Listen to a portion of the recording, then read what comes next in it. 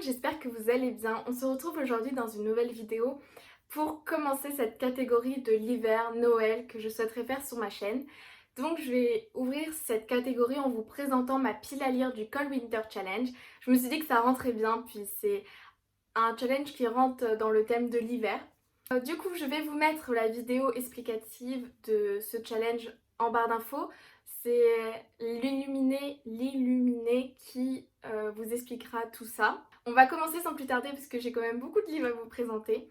Il faut savoir que ce challenge dure du 1er décembre jusqu'au 28 février, donc c'est plutôt cool. Alors, il existe 3 manières de pouvoir réussir ce challenge. Il y a la première catégorie qui s'appelle une vie de lutin, où vous avez juste à lire un seul livre de un menu. Donc c'est quelque chose de faisable, surtout si vous avez envie de vous mettre à la lecture, ça peut être sympa.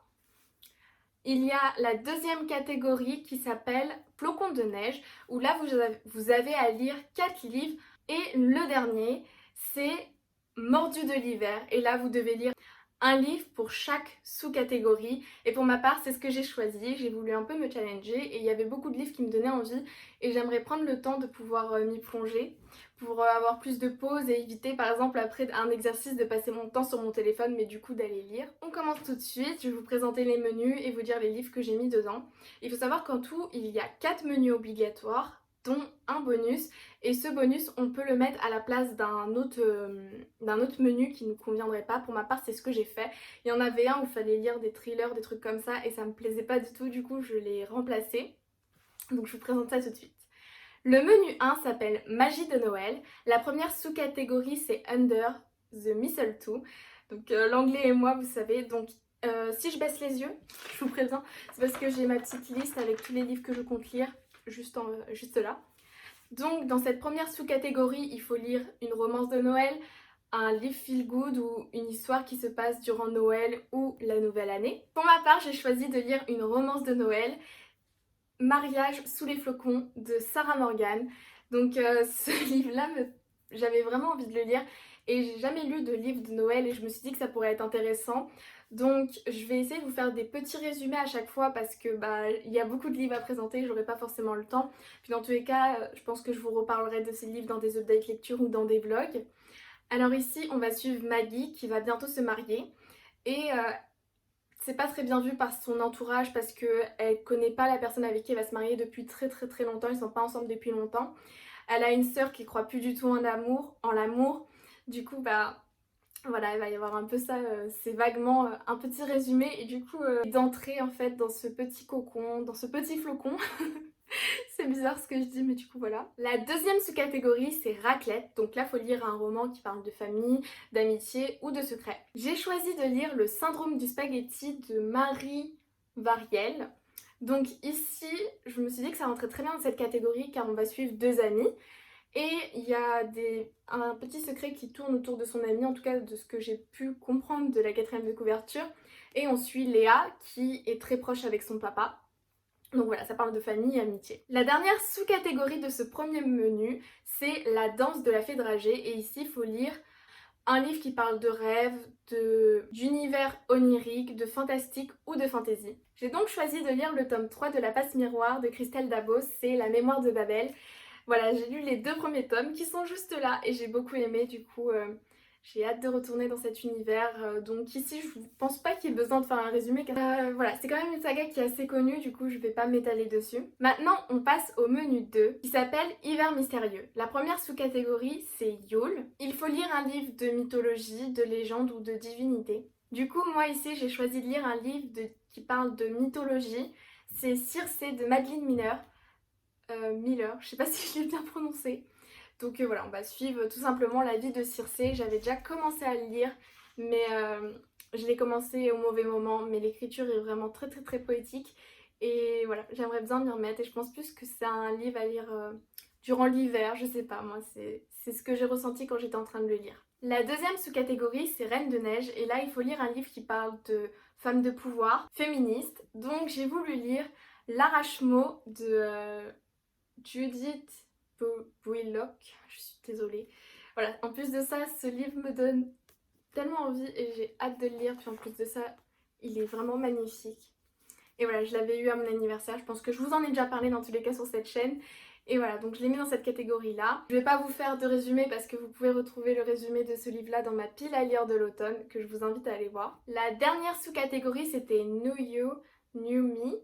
Du coup, il faut lire un livre qui parle d'évolution, de transformation et de métamorphose. J'ai choisi de mettre le tome 1 de la sélection parce que ici on est dans un monde dystopique où les filles vont être sélectionnées pour pouvoir participer à une sorte de concours pour être la reine en fait, pour se marier avec le prince. Je sais plus si ce que je dis est encore juste parce que j'ai pas relu le résumé. Mais du coup, ici, nous allons suivre America qui fait partie des catégories les plus basses au niveau de la hiérarchie. Et du coup, elle va se retrouver élevée, donc évolution. Voilà, ça passe. Passons maintenant au menu 3 qui s'appelle Marchons dans la neige. La première sous-catégorie s'appelle Reine du Père Noël. Il faut lire un livre en rapport avec la nature, l'écologie et les animaux. Cette catégorie a été quand même assez compliquée à remplir parce que j'ai aucun livre qui parle de ça dans ma bibliothèque. Du coup, on m'a prêté La fin des océans de Maja Lund. Je ne connais pas du tout cet auteur. Comme le titre l'indique, ici on va parler d'écologie. Et voilà, ça va être très intéressant, je me dis que ça peut être une lecture intéressante à faire. Donc voilà. La deuxième sous-catégorie s'appelle Aurore boréale. Ici, il faut lire quelque chose qui parle d'aventure, de périple, de voyage. J'ai mis les deux tomes de The Promised Neverland, donc c'est le tome 2 et le tome 3. Parce que ici, on est clairement dans une aventure, dans un voyage, je ne dirais pas ça, mais c'est un peu le plan. Donc voilà, je me suis dit que ça rentrerait bien. Et puis ça va me permettre de pouvoir les lire, surtout qu'il est dans ma pile à lire de l'automne. Donc voilà, ça me permettrait d'avancer un peu sur cette petite saga. La dernière sous-catégorie de ce menu s'appelle Carol of the Bell. Je suis désolée vraiment pour la prononciation. Ici, il faut lire un roman choral, un livre avec plusieurs points de vue.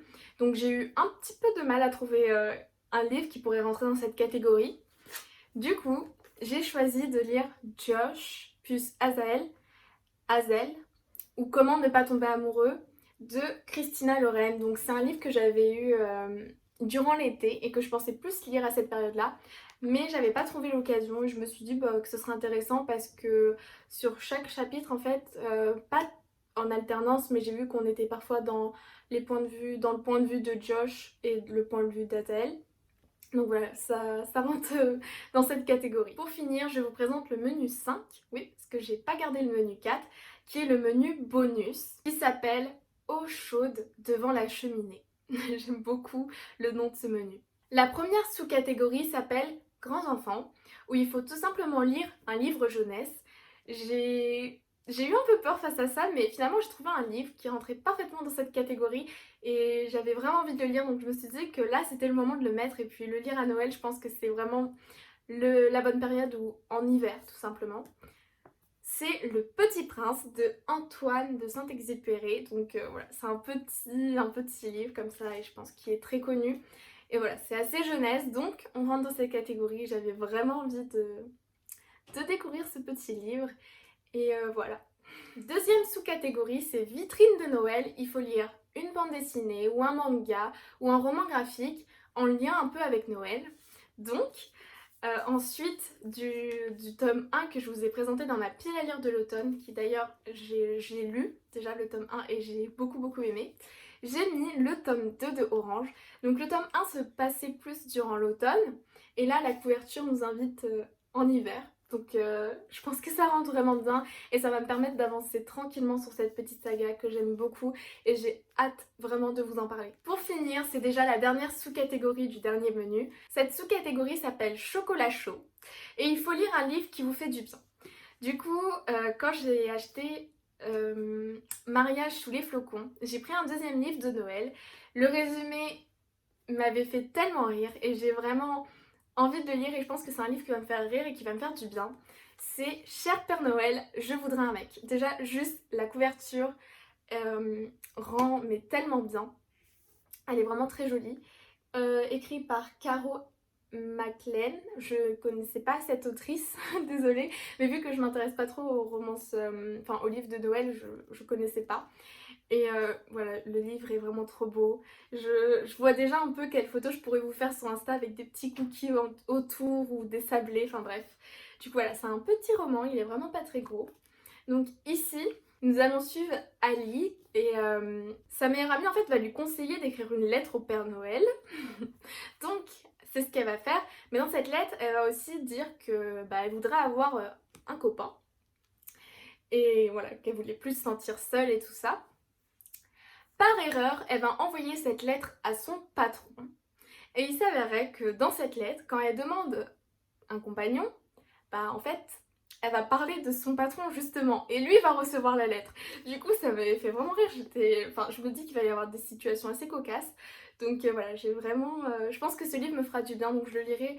Je sais pas, quand ça ira pas très bien, durant cette période, nous verrons bien. Voilà pour ma pile à lire du Cold Winter Challenge. J'espère qu'elle vous aura plu, que certains livres vous intéressent. Et n'hésitez pas à me dire si vous participez à ce challenge. Me partagez vos vidéos si jamais vous avez fait des vidéos ou un post sur Instagram ou autre, n'hésitez pas à me partager que je puisse aller voir. C'est toujours intéressant de découvrir les piles à lire des autres et de voir si jamais vous avez des livres en commun avec moi. Si jamais ça vous intéresserait de faire une petite lecture commune, moi je dis oui, j'aime beaucoup les lectures communes. Déjà, dans tous ces livres-là, j'ai une lecture commune de prévue, donc ça serait plutôt sympa.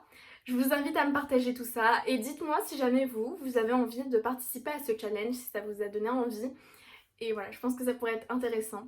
Je vous fais des gros bisous, je vous laisse là et je vous souhaite une bonne semaine, une bonne journée, une bonne fin d'après-midi. Voilà, je vous souhaite plein de belles choses et on se retrouve bientôt pour passer cette période ensemble. Même si je sais qu'actuellement avec tout ce qui touche le confinement, d'ailleurs je sais pas actuellement, enfin quand cette vidéo sortira, qu'est-ce qui se passera, mais en tout cas on est là.